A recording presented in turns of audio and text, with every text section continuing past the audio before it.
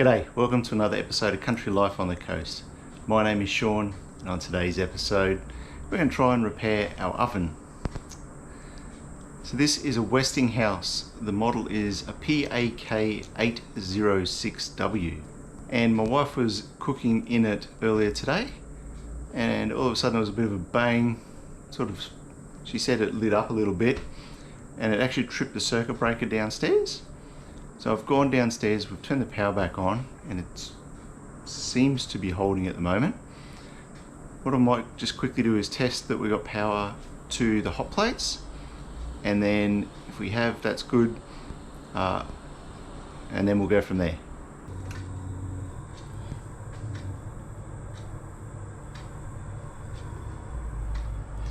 So we've turned that on. As you can see, that's heating up. So the hot plates are okay. What I might do is pull it forward, and we'll see if we can take a back cover off and look into it from there. But first thing is make sure the power is off. So I'm going to go and turn the circuit breaker off downstairs. Well, we've turned the power off downstairs and I've pulled it out. So this is the back, and there's just a heap of little screws that we can remove. There's also the cover for where the power goes in as well. So I'll remove the cover here first, and then we'll take this back panel off and we'll see what's behind here.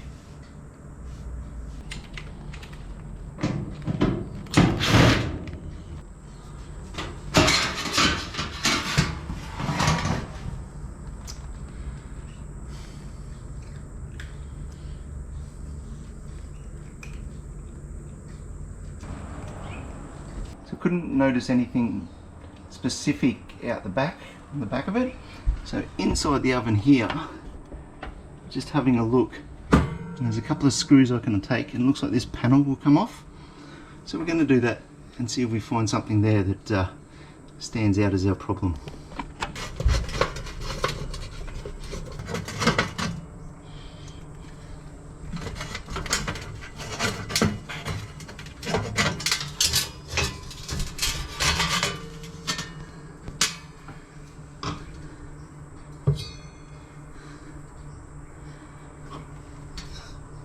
I think that's our problem. Look at that element.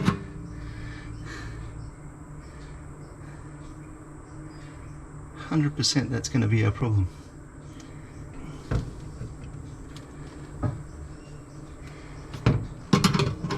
That's what we're looking for. There'd be a fault there somewhere.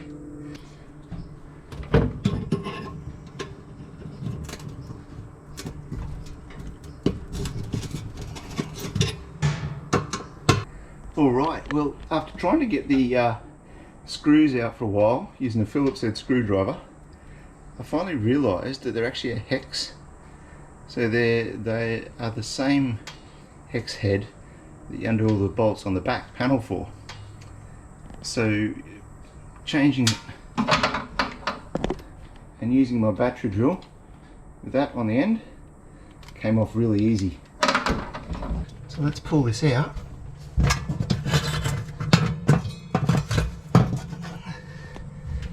So we just have a purple and a black wire there. So we'll disconnect those, get ourselves a new element, and we'll be back in business. So there we go, there's our element. See it nicely broken in there. It's definitely not in good shape.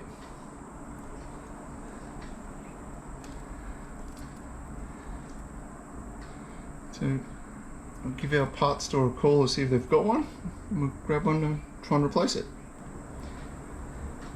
We've been shopping, we've bought a new one. So the name of this is an element fan ring. I was able to buy it from a local shop. It was about $85.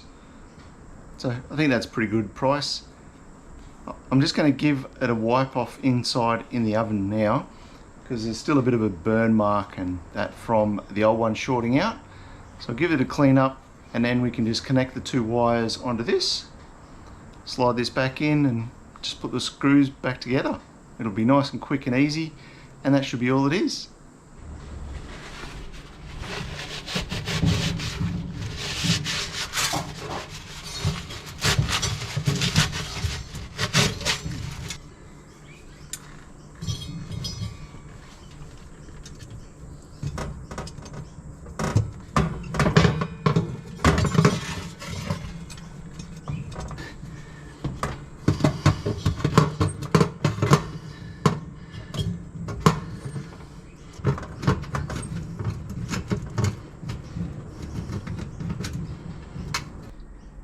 now that we have that in, you just flip that up, put these couple of screws in.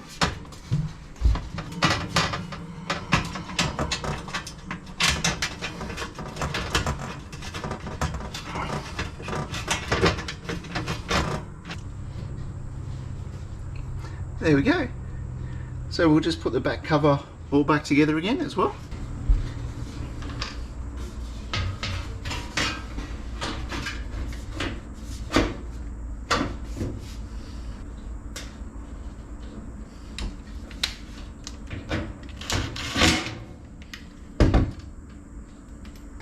So there we go, the back's all on.